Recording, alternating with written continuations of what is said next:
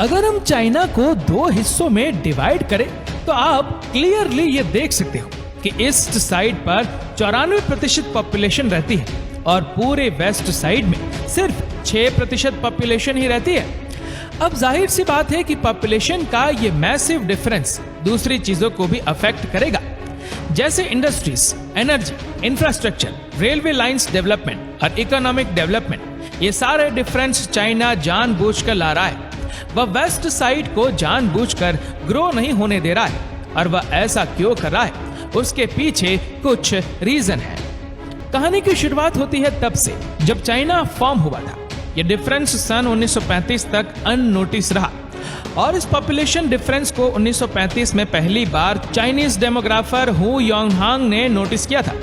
जब योंगहांग चाइना घूम रहे थे तब उन्होंने ये नोटिस किया कि चाइना की 64% वेस्टर्न टेरिटरी में सिर्फ 4% लोग रहते हैं, मतलब 96% चाइनीज पॉपुलेशन चाइना के इस पार 36% ईस्टर्न टेरिटरी में ही रहती है। और बस उसी डिफरेंस को नोटिस करते हुए उन्होंने चाइना का मैप उठाया और उसने एक लकीर खींच ली, और इस तरह चाइना को मिल गई अपनी इमेजिनरी लाइन, हाई ही टैचोंग लाइन।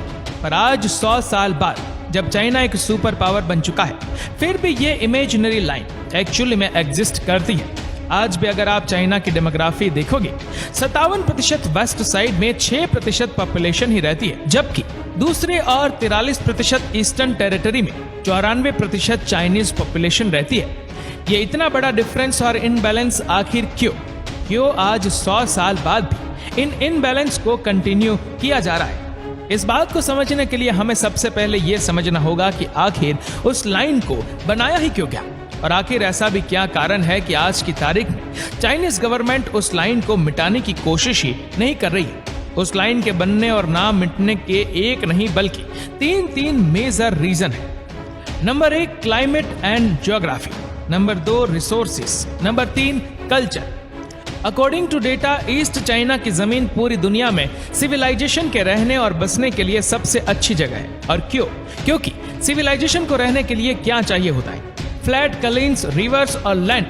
चाइना की हिस्ट्री से लेकर अब तक ये सारी चीजें ईस्ट चाइना में हमेशा से ही मौजूद रही है। एग्जाम्पल के लिए वर्ल्ड की 2 largest river the yellow river और द यांग से ईस्ट चाइना में ही बहती है। चाइना के नॉर्थ ईस्ट में मौजूद फ्लैट प्लेन की वजह से वहाँ क्लाइमेट वार्म रहता है, जिससे वहाँ पर अच्छी खासी बारिश नसीब होती है, और जितनी अच्छी बारिश होगी उतनी अच्छी फसल होगी, और अच्छी फसल तो सिविलाइजेशन का इजी सेटलमेंट।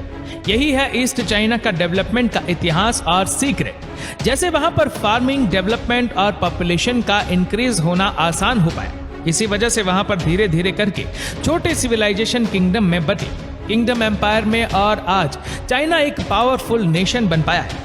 अगर हम चाइना के वेस्टर्न पार्ट की बात करें तो लाइन के उस पार रहना यानी कि सहारा डेजर्ट से भी 100 गुना ज्यादा डेंजरस लाइफ को जीना, और उसका रीजन वहाँ का टेम्परेचर, वहाँ का तापमान वहाँ पर इतना ज्यादा है कि सर्दियों में -40 डिग्री क्रॉस कर जाता है और गर्मियों में 40 डिग्री प्लस क्रॉस कर जाता है। ये होता है रेन शेडो इफेक्ट की वजह से।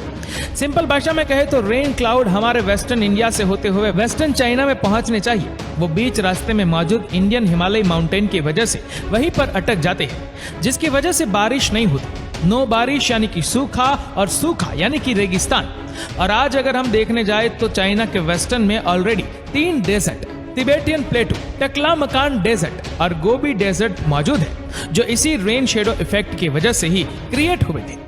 चाइना के इसी डेजर्ट में से टकलामकान की बात करें तो जब से ह्यूमन इस धरती पर आए हैं तब से लेकर आज तक ये इकलौता ऐसा रीजन है जहां लोग सबसे आखिर में सेटल हुए, और आज की तारीख में भी वहां पर 0% बारिश की वजह से वहां सिर्फ कुछ ही 100 या 200 लोग रहते हैं। इन 100 या 200 लोगों की वजह से लोगों के रहने की शुरुआत हुई थी 1800 BCE में, जब एंशिएंट इजिप्शियंस के छोटे से ग्रुप ने वेस्टर्न चाइना में बसना शुरू कर दिया था, और उन्हीं के बसेरे ने जन्म दिया हमारे आज के पॉइंट नंबर 2 और point number 3, culture and resources को। एंशिएंट इजिप्शियंस वेस्टर्न चाइना में रहकर अपनी तादाद को ज्यादा बढ़ा नहीं पाए, क्योंकि वहां पर न जमीन उसके साथ थी, ना ही पानी और ना ही क्लाइमेट, और इसीलिए वह छोटी सी बस्ती बनकर ही रह गई। लेकिन दूसरी ओर ईस्ट चाइना में चाइनीज सिविलाइजेशन लाइक हान, हंस, टाटर्स, मंगोल्स ने बसना शुरू कर दिया था, और अब जो कि उनके पास वेस्ट लैंड था उन्हें सेटल होकर वहां पर डेवलपमेंट करने में देरी नहीं लगी। उन्होंने वक्त के साथ साथ ईस्ट चाइना को इतना ज्यादा डेवलप और स्ट्रांग बना दिया कि चाइनीज गवर्नमेंट ने हाई ही टैचोंग लाइन को पार करके वेस्टर्न चाइना में जाने के बारे में सोचा भी नहीं, क्योंकि देश को डेवलप करके आगे बढ़ाने की सारी जरूरतें इन 3 चीजों से ही फुलफिल होती है। हम बात कर रहे हैं एजुकेशन, डेवलपमेंट और जीडीपी की। ये तीनों चीजें ईस्ट चाइना अच्छी तरह से फुलफिल कर रहा था और इस बंजर जमीन से आज इतने बड़े सुपर पावर के मकाम पर पहुंच रहा है। उसने मार्केट को हमेशा समझा और इंटेलिजेंटली कंट्री को आगे बढ़ाया। चाइना के आगे आने में वहां के लोगों का भी बहुत बड़ा हाथ है। उन्होंने कभी भी कंट्री में आ रहे चेंजेस को अपोज नहीं किया, क्योंकि उन्हें यह पता था कि वह अगर पर्सनल लेवल पर चेंज नहीं होंगे तो कंट्री कैसे चेंज होगी। लेकिन अगर ईस्ट और वेस्ट चाइना में सब कुछ ईस्ट चाइना ही कर रहा है और वेस्ट चाइना कुछ नहीं कर रहा, तो चाइना आखिर वेस्ट पार्ट छोड़ क्यों नहीं देता? लेकिन छोड़ेगा कैसे? क्योंकि वेस्ट की जमीन पर पानी बहे या ना बहे, लेकिन इसके जमीन के नीचे तेल जरूर बहता है। इस मैप में ये साफ साफ नजर आ रहा है कंपेयर टू ईस्ट, वेस्ट में ऑयल के कुएं कितने ज्यादा है। और इन्हीं ऑयल फील्ड की वजह से 2019 में चाइना सेकंड पोजीशन पर था after US for producing and consuming most oil in the world. China रोजाना के 14.1 मिलियन बैरल ऑयल जमीन से निकालता है, जो वर्ल्ड में 14% का कंट्रीब्यूशन देता है। पर वेस्टर्न चाइना से इतना ज्यादा तेल लेने और पैसे कमाने के बावजूद भी चाइना स्पेसिफिक चाइनीज गवर्नमेंट हमेशा से वेस्ट के खिलाफ खड़ी रही है। और इस फसाद की जड़ हाई ही टैचोंग लाइन ही है, क्योंकि वेस्ट में सिर्फ एथनिक माइनॉरिटी रह रही है। वेस्टर्न साउथ में तिबेटन्स और वेस्टर्न ईस्ट में उइगुर मुस्लिम। ईस्ट चाइना की बात करें तो मेजर कम्युनिटीज वहां पर रहती है, जिनका जीडीपी पर कैपिटा वेस्ट में रहने वालों से 15% ज्यादा है। यानी कि पहले ही तिबेटन्स और उइगुर मुस्लिम ईस्ट वालों से कल्चरली सेपरेटेड थी और अब इकोनॉमिकली भी होने लगी। इसलिए चाइनीज गवर्नमेंट उनको हेल्प करने के बदले हमेशा ही हार्श स्टेटमेंट और हैवी पनिशमेंट उन पर लेवी करती रहती है। और यही वजह है कि आज की तारीख में वह दोनों ग्रुप चाइना के खिलाफ हो चुके हैं। वहां पर उस एरिया पर काफी ज्यादा टेंशन है। उन्होंने अपनी मांग पूरी करने के लिए टेररिज्म का सहारा लिया है और जहां पर एक और उइगुर मुस्लिम टेररिज्म फैलाते हैं, एक के बाद एक सारे हमले किए जा रहे, वहीं दूसरी तरफ तिबेटन्स ने डिबेट छेड़ रखा है और उनकी मांग है एक सेपरेट तिबेट के नेशन की। और आपको क्या लगता है कि चाइना ने उनके इश्यूज को सॉल्व करने के लिए कोई कदम उठाया होगा? इसका जवाब हाँ भी है और ना भी। हाँ इसलिए क्योंकि 2006 में चाइना ने वेस्टर्न चाइना को डेवलप करने के लिए 1 ट्रिलियन युआन यानी कि आज की डेट में 11 लाख करोड़ जितना खर्चा किया था।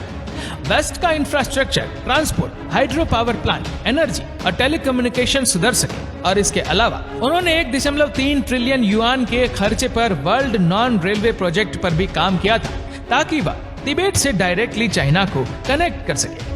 अभी हम बात करें संकेतों की, तो चाइना वहां पर कोई बदलाव नहीं ला पाया है। तो सबसे बड़ा संकेत यही है कि वहां पर सिचुएशंस बदली ही नहीं, सेम टू सेम वही है जो पहले हुआ करती थी।